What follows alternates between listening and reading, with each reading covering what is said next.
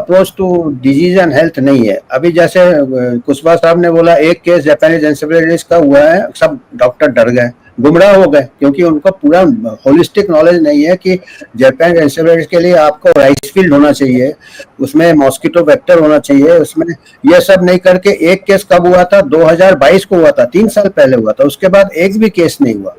तो ये एक केस का टाइम डेट हो गया, डेड बॉल हो गया, वो ओवर खत्म हो गया, उसके बाद आप उसको विकेट बता रहे हैं कि एक विकेट लिया है। तो ऐसे क्या है, डॉक्टर खुद ही गुमराह है। और अभी महामारी, और दूसरा बात यह है, जैसे आपने बात किया सेना का, बात किया डिफेंस का, बात किया, आजकल क्या हो रहा है कि इस टाइप का हिडन वॉरफेयर चल रहा है, और हिडन वॉरफेयर में China is a major power, आपको मालूम है। और ये जो वुहान का, इससे ही पता चलता है कि यहाँ शायद गेन ऑफ फंक्शन रिसर्च हो रहा था, यहाँ से लीक हुआ, अमेरिका में भी हो रहा था गेन ऑफ फंक्शन रिसर्च, होता है, अभी भी हो रहा है, क्योंकि नहीं होने से फिर प्रेसिडेंट ट्रम्प क्यों उसको पॉज करते, इसका मतलब हो रहा था। और H5N1 का ही रिसर्च हो रहा था। 2011 को H5N1 का उन्होंने म्यूटेट करके गेन ऑफ फंक्शन करके पेपर पब्लिश किया था, साइंटिफिक कम्युनिटी ने काफी हल्ला मचाया था। 2014 को बैन हो गया था, पॉज हो गया था, जैसे सीज फायर जैसे कहते। फिर 2018-19 को फिर से चालू हो गया गेन ऑफ फंक्शन रिसर्च। 2017 कुछ कारण नहीं बताया कि क्यों चालू कर दिया।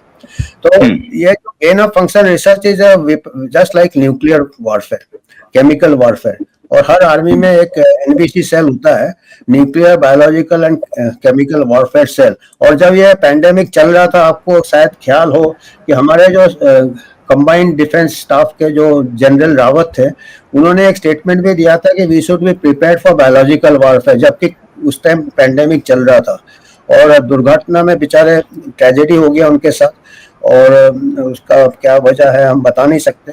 और ऐसे ही एक रशियन जनरल का भी असैसिनेशन हुआ था, आपको मालूम है, यूक्रेन रशिया वॉर के टाइम जनरल जनरल रावत का जो असैसिनेशन हुआ है, आप ये कह रहे हैं वो क्रैश नहीं है, वो असैसिनेशन है? मैंने दुर्घटना हो गया, अभी क्या हुआ अब बता नहीं सकते हम, वो दुर्घटना हो गया, मौसम खराब था वगैरह जो भी है।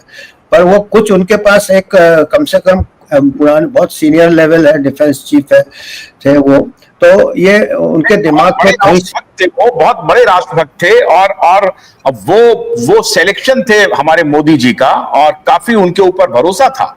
और मेरे ख्याल से हमारी ये जो वर्तमान सरकार है, उनको बहुत झटका लगा था जब उनकी मौत हुई थी। तो हालांकि वो एक दुर्घटना हुई, लेकिन अभी भी लोग शंका करते हैं कि जिस एयरक्राफ्ट में वो ट्रैवल कर रहे थे, उस एयरक्राफ्ट का 0% एक्सीडेंट रेट है, 0%। नहीं, ये देखिए, हो सकता है इत्तेफाक हो, पर कनेक्ट द डॉट्स करेंगे तो चाइना से निकला। फिर दूसरा एक और डॉट ये है कि जनरल आइगर किरिलोव, ये भी NBC वॉरफेयर के चीफ थे रशियन आर्मी में, और इन्होंने इल्जाम लगाने जा रहे थे कि यूक्रेन में गेन ऑफ फंक्शन रिसर्च चल रहा था इसी बर्ड फ्लू का, H5N1 का। तो उसी के बाद उनको असैसिनेट कर दिया गया, ये तो पक्का है। रशियन जनरल का तो पक्का है, जनरल रावत का हम कुछ कह नहीं सकते।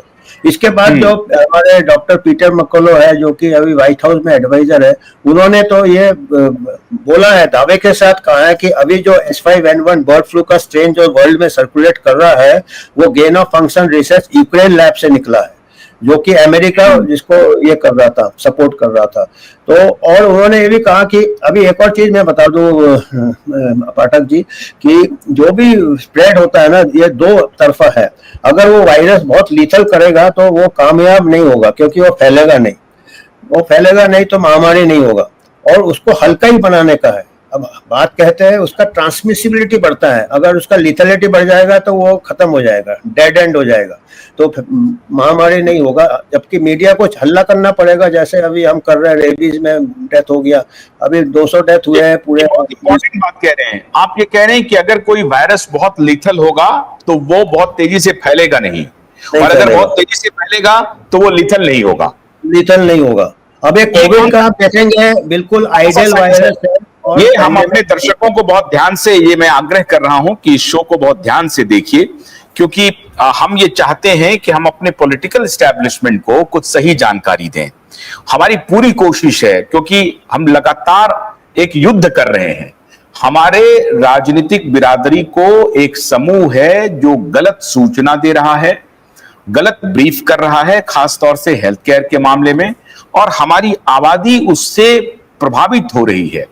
लेकिन जो कुछ भी हुआ वो ये क्यों हो रहा है, ये एडवर्स इफेक्ट के बारे में सरकार कोई तहकीकात नहीं कर रही है।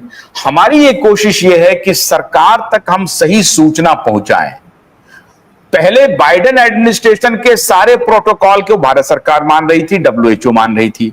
आज अगर भारत अमेरिकी एडमिनिस्ट्रेशन कुछ फैसला कर रही है तो भारत सरकार उस तरफ ध्यान क्यों नहीं दे रही है? भारत सरकार को कौन रोक रहा है ध्यान नहीं देने से?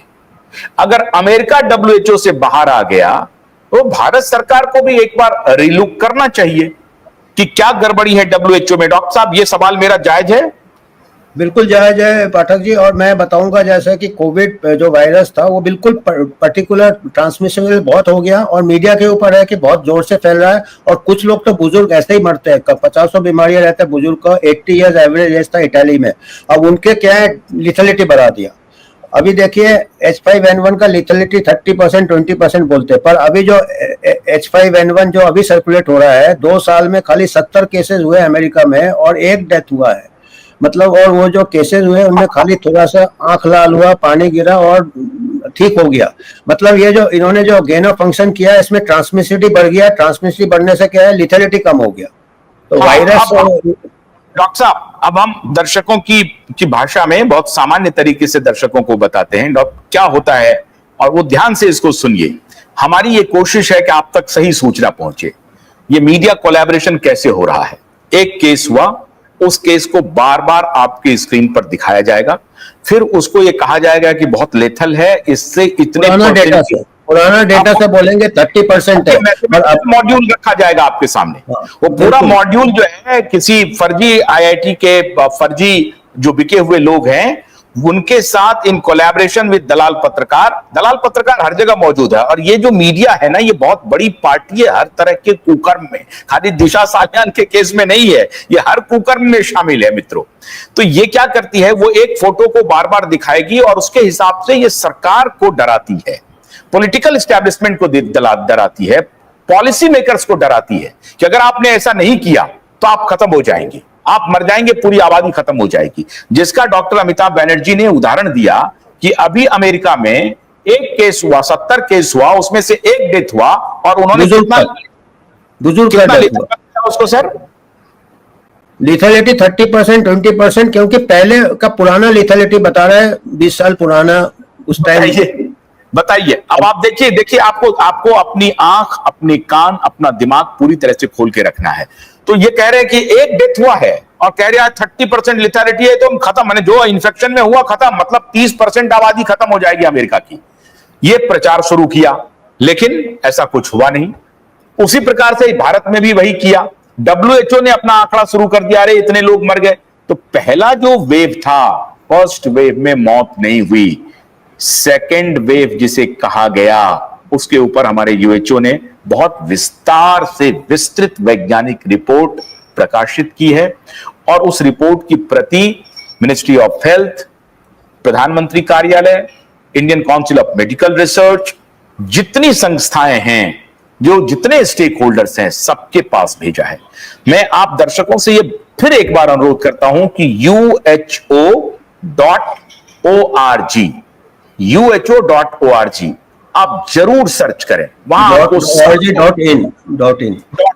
uho.org.in वहां आप सर्च करें, और ये दोनों डॉक्टर वहां पे अपने बहुत सारे आर्टिकल्स को पब्लिश किया है, वहां पे प्रस्तुत किया है। आप जब उसे देखेंगे तो आपको बहुत इंफॉर्मेशन मिलेगा। हमारी कोशिश है कि हम आपके सामने वैज्ञानिक पक्ष रखें, जो अब शायद अब आप धीरे धीरे समझ रहे हैं, और अब हमारी सरकार भी समझ गई है, मोदी जी भी समझ गए हैं कि ये कुछ कैरियरिस्ट बेईमानों ने, धूर्तों ने हमें गुमराह किया और हमारे साथ छल किया।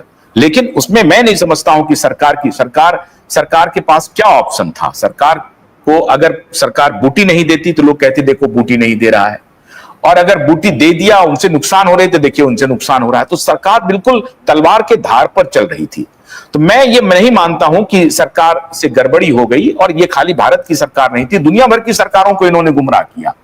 दुनिया भर के पॉलिटिकल इस्टेब्लिशमेंट को दुनिया भर के फर्जी डॉक्टरों ने, फर्जी साइंटिस्टों ने और फर्जी जर्नल्स ने फर्जी आर्टिकल्स छपा करके गुमराह किया इन एसोसिएशन विथ मीडिया।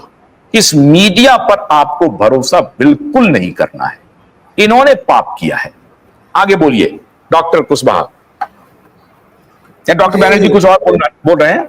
हाँ, नहीं, एक खबर मैं देना चाहता हूँ। खुशखबरी है कि हमारे जो डॉक्टर असीम मल्होत्रा है, जो हमारे यूएचओ से जुड़े हुए हैं काफी नजदीक से, वो अभी नियुक्त किए गए हैं adviser to White House, make America healthy again.